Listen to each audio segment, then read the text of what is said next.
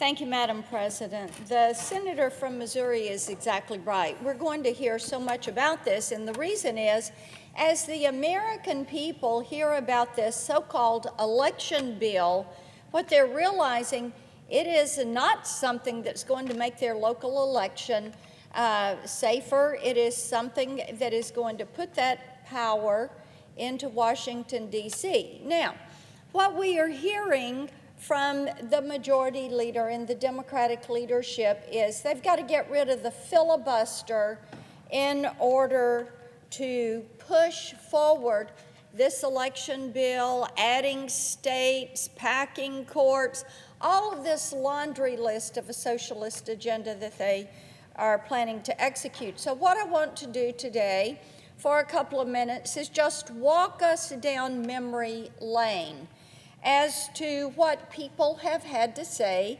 our Democratic colleagues have had to say about the filibuster. Now, in May of 2005, then Senator Joe Biden came to the floor and he vigorously jumped into the middle of a debate over the filibuster. He said that things would go very wrong if his colleagues decided to blow up the rules to get their way. What's interesting about Senator Biden's position is that it had almost nothing to do with his policy goals. And here's his quote, and I quote, "Folks who want to see this change want to eliminate one of the procedural mechanisms designed for the express purpose of guaranteeing individual rights. And they also have a consequence and would undermine the protections of a minority point of view in the heat of majority excess," end quote. He understood at that point in time the importance of preserving the Senate's institutional power and abiding by standards that not only welcome but require deliberation and compromise. Well, what a difference a few years and a Senate majority can make. Today, we're having the exact same debate, but the power my Democratic colleagues won in the last election has changed their minds about breaking the Senate to get their way. Problem is, the Senate is not broken.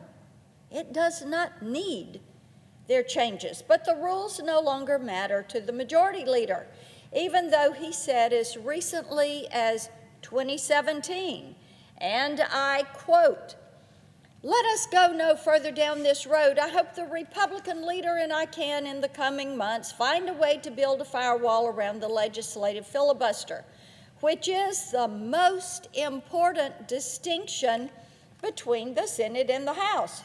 Without the 60-vote threshold for legislation, the Senate becomes a majoritarian institution like the House, much more subject to the winds of short-term electoral change." Well, my.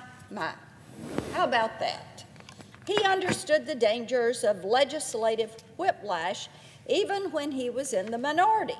So did my colleague, Senator Durbin, who said in 2018 he believed that ending the filibuster would, and I'm quoting him, "be the end of the Senate as it was originally devised and created going back to our founding fathers," end quote.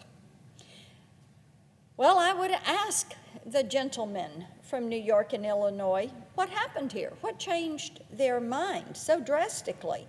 They've done a 180.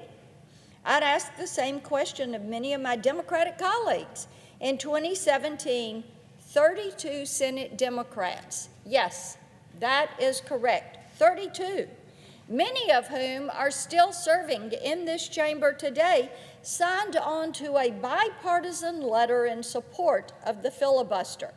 Now, they too have changed their minds. Makes you wonder, what is everybody on the Democratic aisle drinking these days? This is no way to run the world's greatest deliberative body, but it's a great way to destroy it. And between 2017 and today, 32 Senate Democrats have changed their mind. about how to handle the filibuster. Over the past year, we've watched Joe Biden and the Democrats attack more than one institution forming the foundation of this nation. The Supreme Court, the First Amendment, the Second Amendment, limits on the power of the executive, and now the Senate rules have all proved to be inconvenient to their agenda and ending up on the chopping block. That's where they're putting them. My Democratic colleagues may be frustrated, but that is just too bad. The Senate was not designed to rubber stamp legislation that is so belligerently foolish it can't tempt a single Republican vote, not one, no. The Senate was designed to protect the American people and the institution itself from short-sighted leadership. My colleagues claim that all they're asking for is one teeny little carve-out, just one. But I would remind them that there's only so much carving you can do before you reduce the entire thing to dust. And based on their track record, we have no reason to trust that they'll stop carving and put down the knife rather than use it to hold the Senate hostage the next time they can't scrunch up the votes to check something off their to-do list. I yield the floor.